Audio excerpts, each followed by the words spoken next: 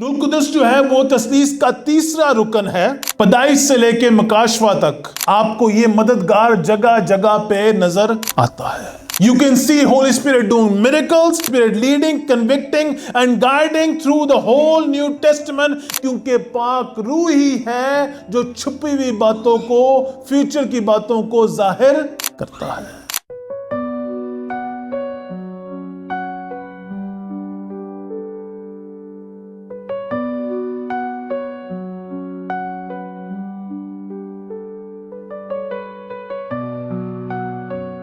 यूहन्ना की इंजील और उसका 16वां बाब जो 33 आयत पर मुश्तमिल है। लेकिन मैं तुमसे सच कहता हूं कि मेरा जाना तुम्हारे लिए फायदामंद है, क्योंकि अगर मैं ना जाऊं तो वो मददगार तुम्हारे पास ना आएगा, लेकिन अगर जाऊंगा तो उसे तुम्हारे पास भेज दूंगा। कि आप लोग खुदावंद यीशु मसीह के साथ एक कमरे में बैठे हुए हैं और काफी लंबी देर से डिस्कशन चल रही है और खुदावंद यीशु मसीह बातें आपसे कर रहा है, और एक वक्त आया और वो कहे कि तुम्हारे लिए बेहतर है कि मैं तुम्हारे पास से चला जाऊं।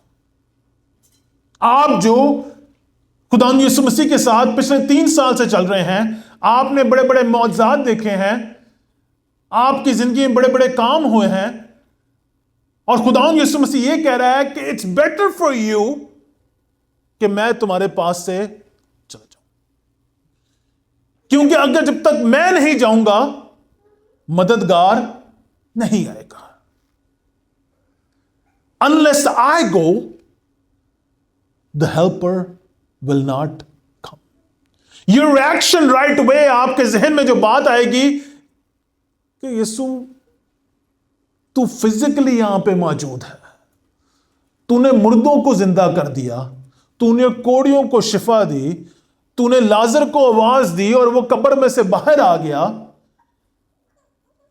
तेरा यहां पे रहना बेहतर है। We physically want you, we want to have connection with you, we don't want you to go. हम नहीं चाहते कि तू हमारे पास से जाए। और ये मददगार कौन है? रूह कुदस। हम कलाम पढ़ चुके हैं, हमें इस बात का एहसास है, लेकिन उन शागिर्दों के जहन में अभी यह बात ग्रैस्प नहीं हो पाई कि यह किस मददगार की बात हो रही है। यह मददगार कौन है जो यीशु मसीह के जाने के बाद आएगा। और मैं दरखास्त करूंगा कि वो तुम्हारे पास आए, that he comes to each one of you. Who is this helper? अजीजों, the helper is not a stranger. पैदाइश से लेके मकाशवा तक आपको यह मददगार जगह जगह पे नजर आता है। और आज हम इसी मददगार के बारे में बात करेंगे, क्योंकि लोगों के ज़हनों में कई कंफ्यूजन है। कई लोगों को लगता है मददगार सिर्फ पेंटेकोस्टल लोगों के लिए और किसी के लिए नहीं है। कुछ और कंफ्यूजन है गिफ्ट्स के लिहाज से, कुछ और बातों से, लेकिन there are few things we will look into it. ये मददगार जो है ये कलीसिया के हर एक फर्द के लिए जरूरी है। और यीशु ने कहा है कि ये मददगार तुम्हारे पास आना जरूरी है, क्योंकि ये तुम्हें राह और सच्चाई का रास्ता जो है वो तुम्हें दिखाएगा। To everyone. अजीजों, पुराने अहदनामे में हिब्रू की लैंग्वेज में रूह कुदस जो है, जो उसकी जो ट्रांसलेशन जो वर्ड जो है वो हिब्रू लफ्ज में जो खास तौर पे है वो रूआख है। इट्स वेरी क्लोज टू रूह कुदस, रूह से कनेक्टेड है। ग्रीक में इसे न्यूमा कहा जाता है। और अब जब कभी भी आप स्टडी करें रूह कुदस के लिहाज से, तो लफ्ज इस्तेमाल होता है वो न्यूमेटोलॉजी का लफ्ज इस्तेमाल होता है कि पाक रूह की स्टडी की जा रही है। रूह कुदस जो है वो तस्लीस का तीसरा रुकन है, और जैसे खुदा बाप, खुदा बेटा, खुदा रूह कुदस भी ऑमनी प्रेजेंट है, ऑल नोइंग है, एंड इज एवरीवेयर। आमेन। लेकिन पैदाइश की किताब में अगर आप देखें तो पहले बाप उसकी दूसरी आयत में हमें नजर आ जाता है कि खुदा का रूह जो है वो पानी की सतहों पर क्या कर रहा है? चुंबश कर रहा है। कोई भी अगर जेनेसिस उसका पहला बाप उसकी दूसरी आयत पढ़ दे मेरे लिए।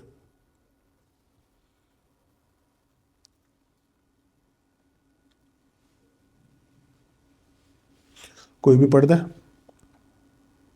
पैदाइश की किताब उसका पहला बाब दूसरी आयत।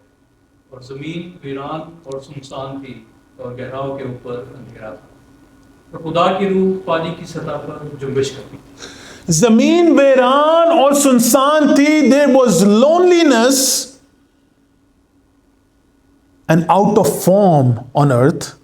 और पानी की सतहों पर क्या कर रही थी? खुदा की रूह जुम्बिश कर रही थी। और जैसे ही हम तीसरी आयत देखते हैं तो खुदावंद क्या कहता है? रोशनी हो, और रोशनी हो गई। क्या मतलब है? रूह कुदुस इंतजार में है कि खुदा कुछ बोले और उसी टाइम ही वो पूरा करता जाए। क्रिएशन में खुदा बाप, खुदा बेटा और खुदा रूह कुदुस जो है वो तीनों काम कर रहे हैं।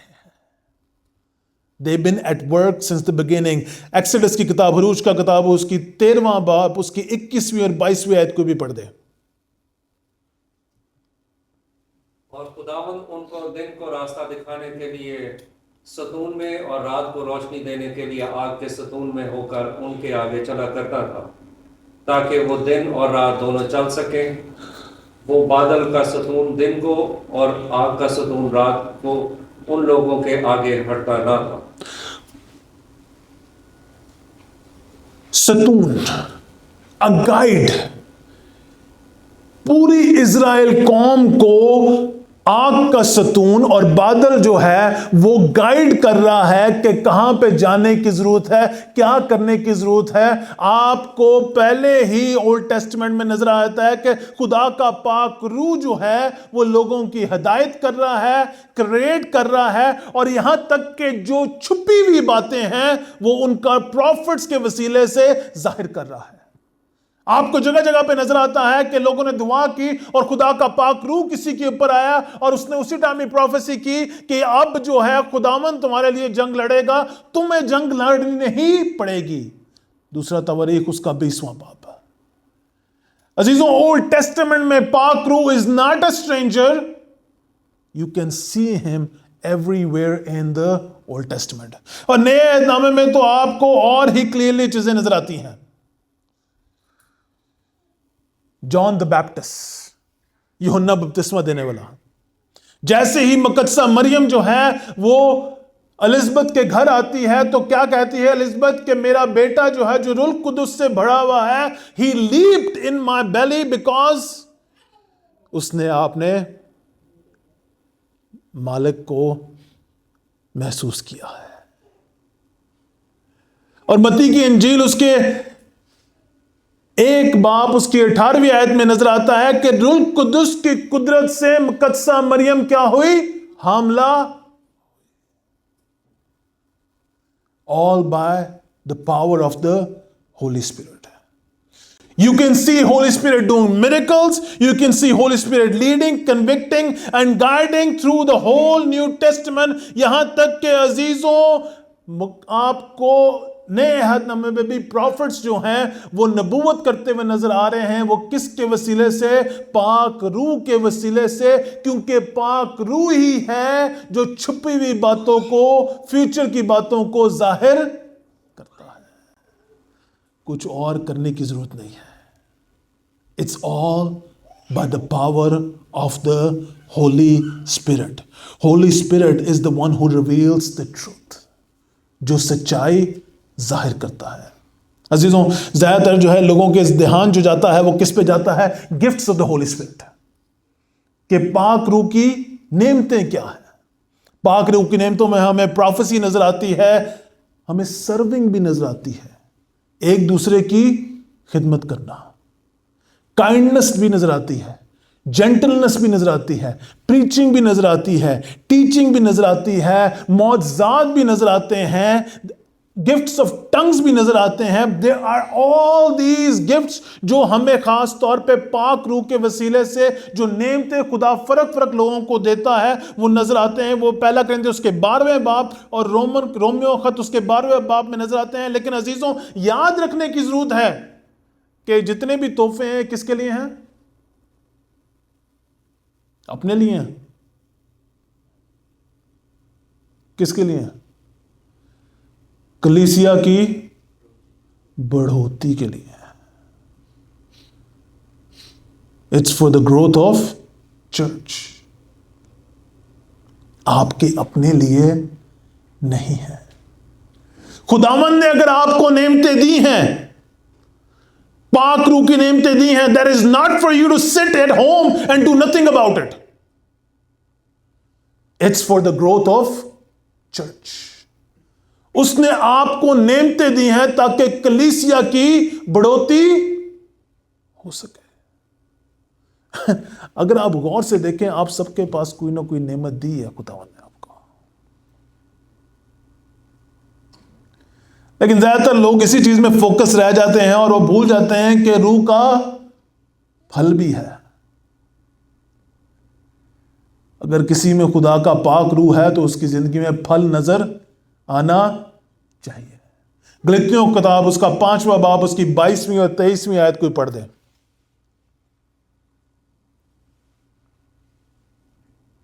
गलतियों की किताब से 5वें बाब की 22वीं।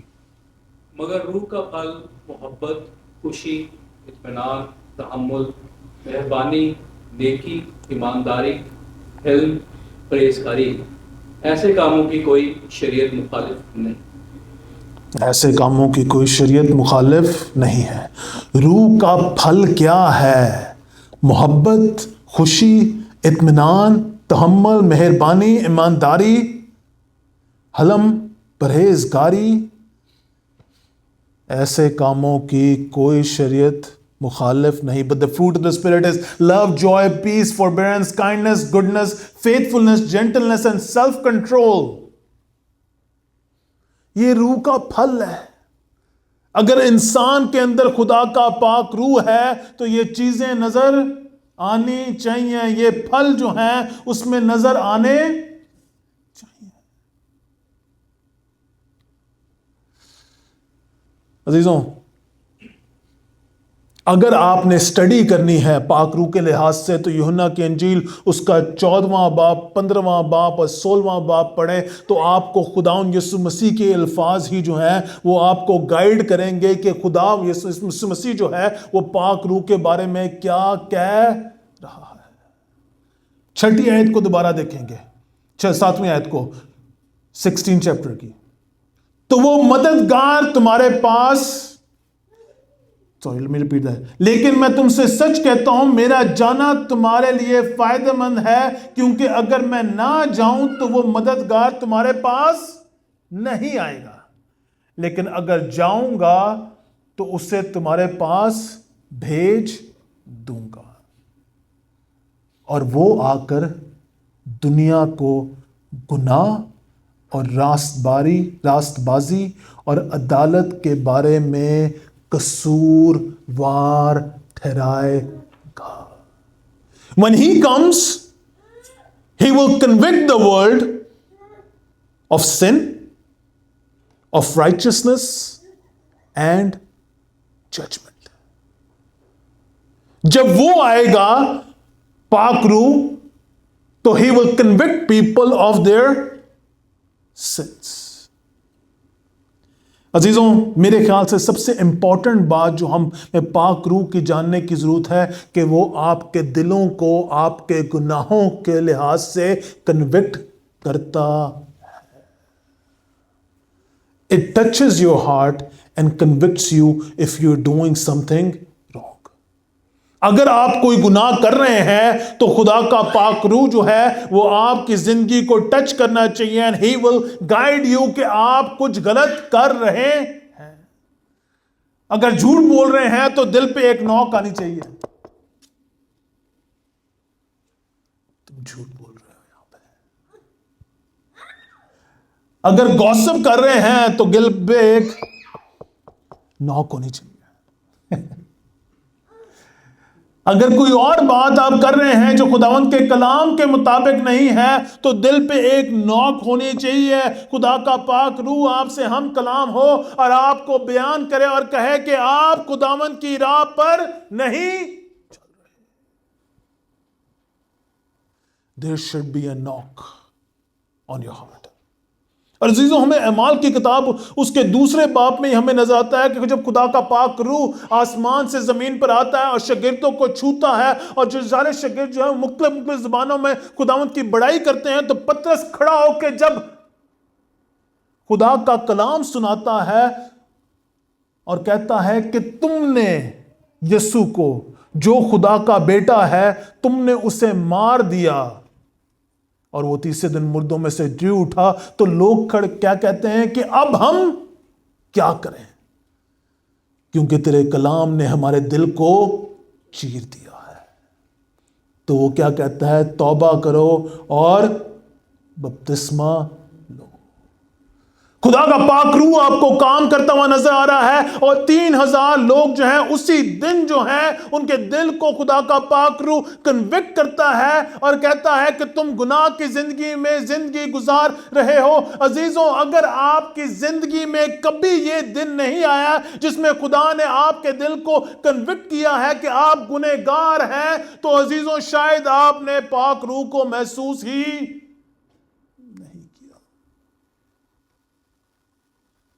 there should be some point in your life where you're convicted with the Holy Spirit, क्योंकि वो कन्विक्ट करता है, वो दुनिया को बताता है कि वो गुनहगार है और उनको खुदा की रास्तबाजी की जरूरत है। और रास्तबाजी कौन सी, जो इंसान खुद तो कभी ले ही नहीं सकता। आपके और मेरे काम जो हैं वो क्या हैं, गंदी धज्जियों के मानत है।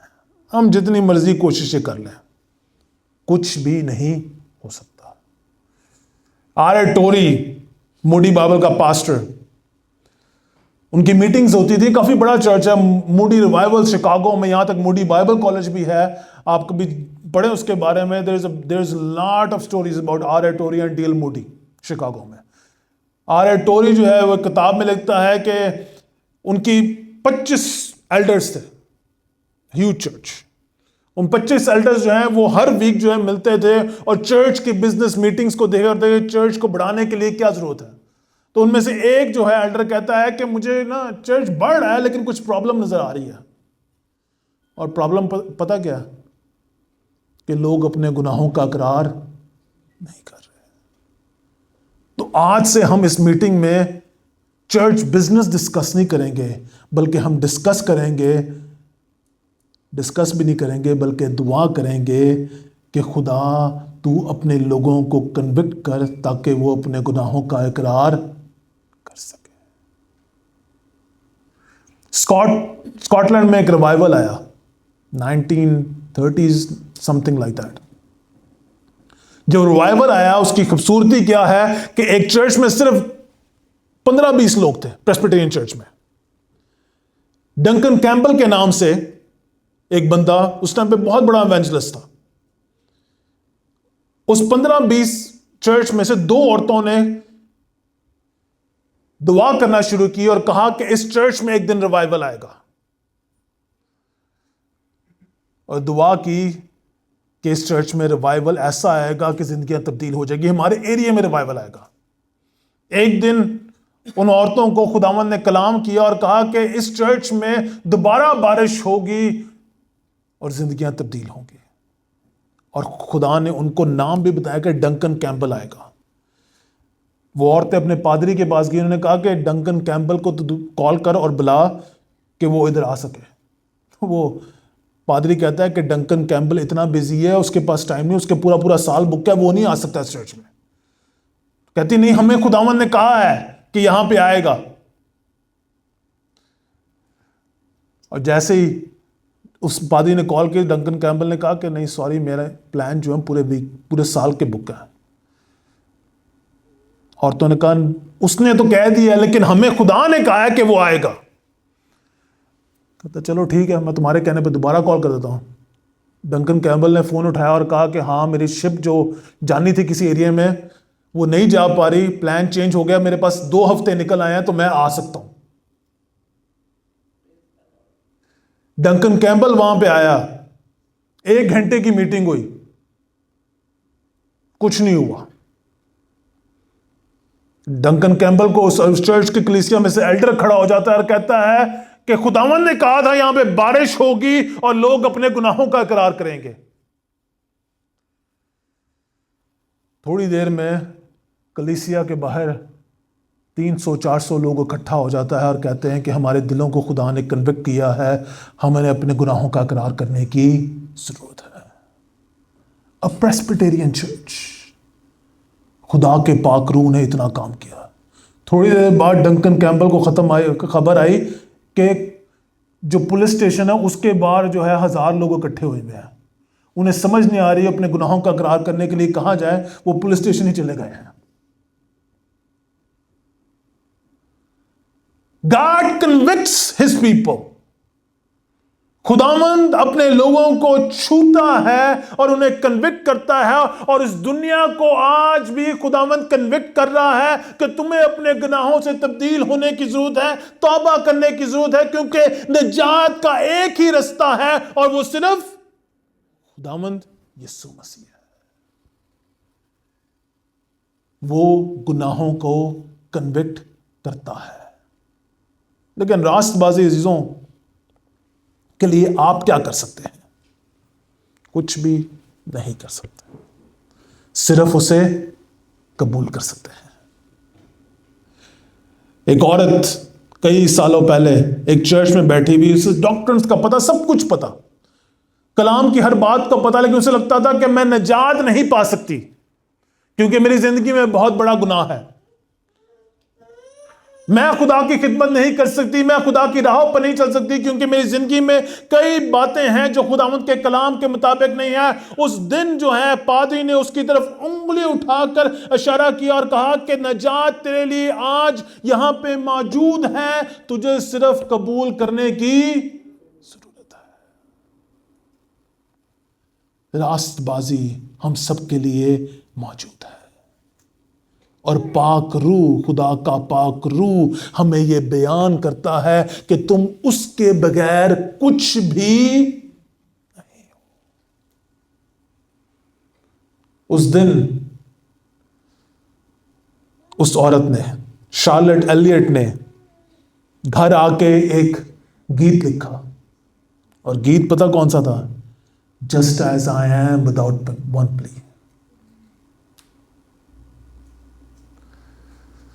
ओ lamb of God I come, I come. मेरे ख्याल से उर्दू में भी इसका तर्जुमा है, मैं आता हूं, यीशु के पास आता हूं। बिली ग्रैम की कई कन्वेंशंस पे, कई बड़े बड़े क्रूसेड्स पे ये गीत हर दफा गाया जाता था कि मैं तेरे पास आता हूं, मैं कुछ भी नहीं हूं तेरे सबब।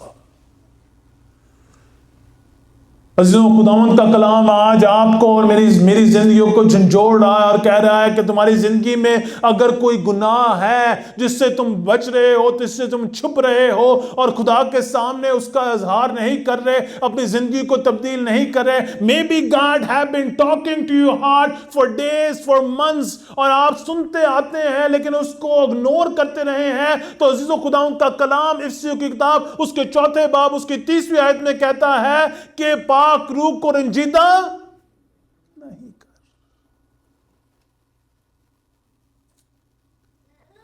पाक रूह को रंजीदा नहीं कर। इफ्सियों की किताब उसका 4 बाब उसकी 30 और 31 वर्स अगर कोई पढ़ सकता है। उसके बाद पहला थिस्सलुनीकियों उसकी 5वीं और 19वीं आयत। I don't have it on the slides, but if you can pull it out in Urdu and read it, कोई भी पढ़ दें।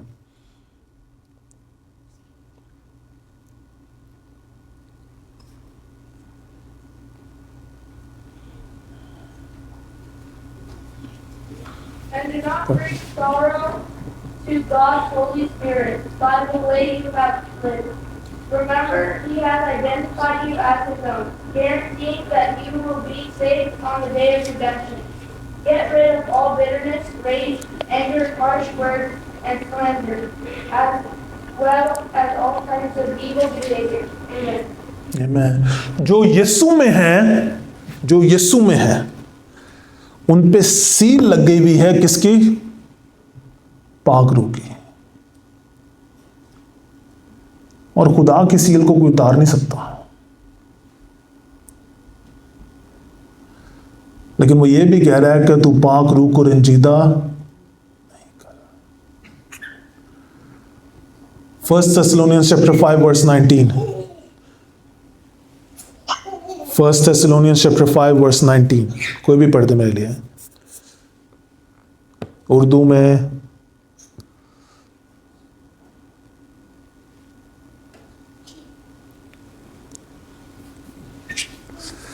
फोन्स में निकालना तो आसान होना चाहिए।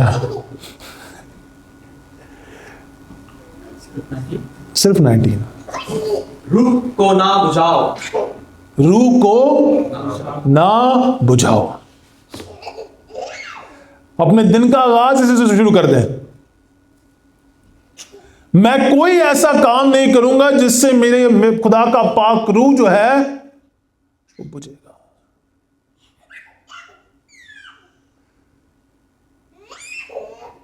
I will not quench the Holy Spirit.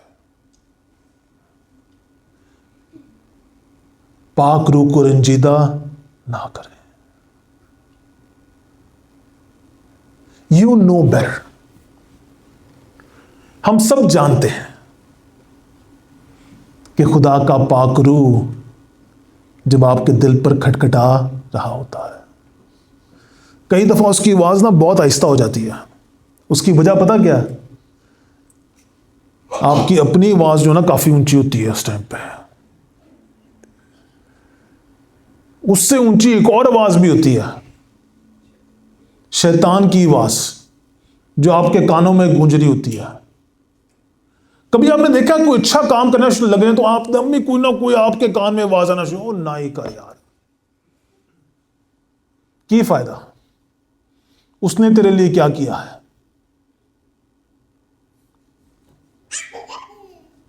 जब ऐसी आवाज आना शुरू हो जाए ना, आप और स्ट्रांग हो जाए, नहीं ये मुझे कर, इसका मतलब मुझे करने की जरूरत है। ना गवाही दे। बोलेगा तो लोग मजाक उड़ाएंगे, कुछ कहेगा तो ये होगा। Who is that? कौन है जो चाहता है कि आप खुदावंद के नाम को जलाल ना दें? चर्च आना चाहे नहीं यार, आज ना क्या उठते साथ ही आती है, गनूदगी बहुत हो रही है, थकावट, जिस्म में दर्द हो रही है मेरे। आज छोड़ यार, आज चल मौसम बहुत अच्छा है, जरा बाहर से होके आते हैं। आज पकौड़ों का मौसम है, थोड़ी सी एंजॉयमेंट करके आते हैं। एवरी संडे चर्च ही तो जाते हैं। कलाम किसी को सुनाने लगे, बात करने लगे, खुदावंद आपके दिल को झंझोड़ है और आपको कहे कि खुद तू उससे कलाम की बात शेयर कर, तो वो आगे से आपके दिल में आए, बुरा मान गया तो क्या होगा, बुरा मान गई तो क्या होगा। It's amazing.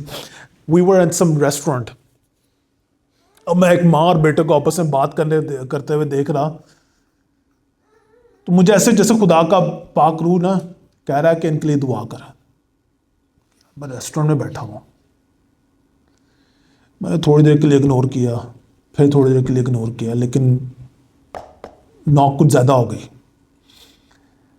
मैं उठ के मैंने जाके उन दोनों, मैंने कहा I know it's difficult to talk to your son, let me pray for both of you and God use me to pray for them. कई दफा आपकी जिंदगी में ऐसा कभी हुआ है जिसमें खुदावंद ने आपको किसी को एनकरेजमेंट देने के लिए कहा हो और आप चुप करके बैठ गए हो और आपने कहा नहीं, रहने दो, I shouldn't do it. Oh, I'm sure it's been with each one of you. Schools में, काम पे. मेरा दोस्त जो है वो, he is lot better than me, Timothy जो है वो जब आया भी है इस चर्च में, वो हर वेटर से जो भी खाने लेके आता है उससे पहले कहता है कि we are Christian, we gonna pray for our food, is there something I can pray for you right now. He doesn't let go any opportunity.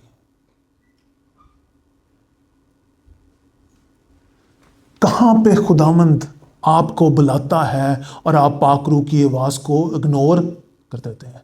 गुनाह का मतलब पता क्या है? What is sin? To miss the mark.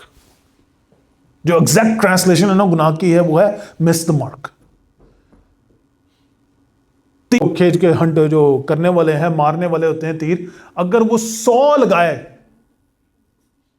Direct निशाने पर, अगर एक मिस हो जाए तो क्या उसने मिस किया?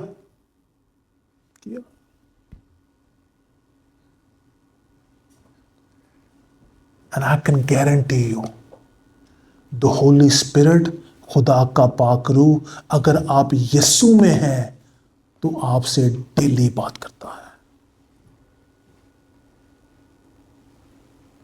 डेली. आपके मुंह से कुछ गलत निकल जाता है ना, तो आप जैसे कोशिश करते हैं कि भाई मैं जाके से किस तरीके से पकड़ लूं. वो पकड़ा तो जाता नहीं है, लेकिन जो आपको कन्विक्ट कर रहा होता है ना कि तूने गलत कह दिया, वो पाक रूह है कि ये क्या किया तूने.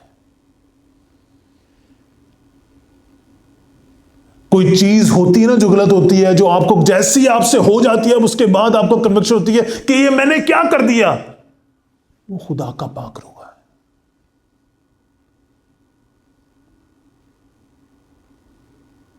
अजीजों, ये वक्त ना आ जाए आपकी जिंदगियों में कि जब वो बिल्कुल ही आपसे बोलना छोड़ दे,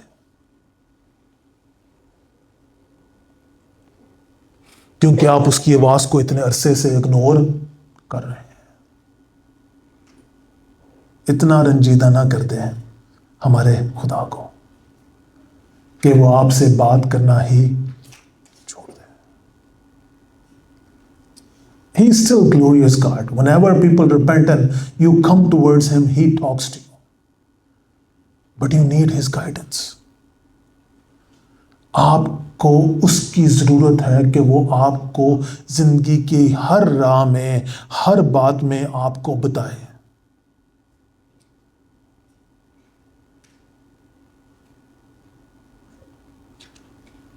The benefits of the world will tell you be successful.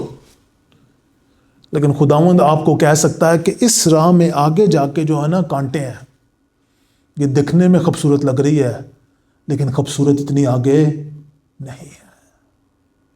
वो आपको आइंदा की चीजों के बारे में बताता है. यूहन्ना की इंजील उसके 12th वर्स से पढ़ना शुरू करेंगे, बल्कि 13 वर्स से. लेकिन जब वो यानी सच्चाई का रूह आएगा तो तुमको तमाम सच्चाई की राह दिखाएगा, इसलिए कि वो अपनी तरफ से नहीं ना कहेगा, लेकिन जो सुनेगा वो ही कहेगा. वो तुम्हें कहां की? आइंदा की खबरें देगा, आगे की खबरें, फ्यूचर की. वो मेरा जलाल जाहिर करेगा, अपना जलाल जाहिर नहीं करेगा, इसलिए कि मुझी से हासिल करके तुम्हें खबरें देगा. He will tell you what road to choose. But when is the last time have you asked, Holy Spirit guide me? ऐ खुदा बाप अपने पाक रूह के वसीले से मुझे गाइड कर कि मुझे क्या फैसला लेने की जरूरत है.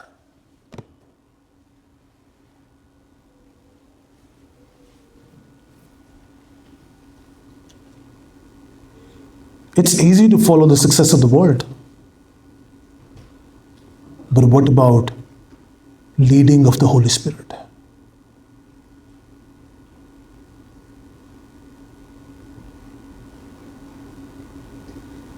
We get so boggled our mind with पाक रूह, मौजात, मुख्तलिफ ज़बानें, पर खुदा का पाक रूह डेली आपकी हिदायत करना चाहता है,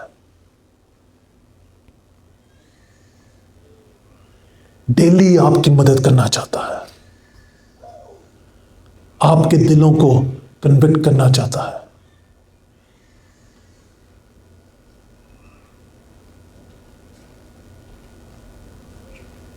And may God convict your heart today.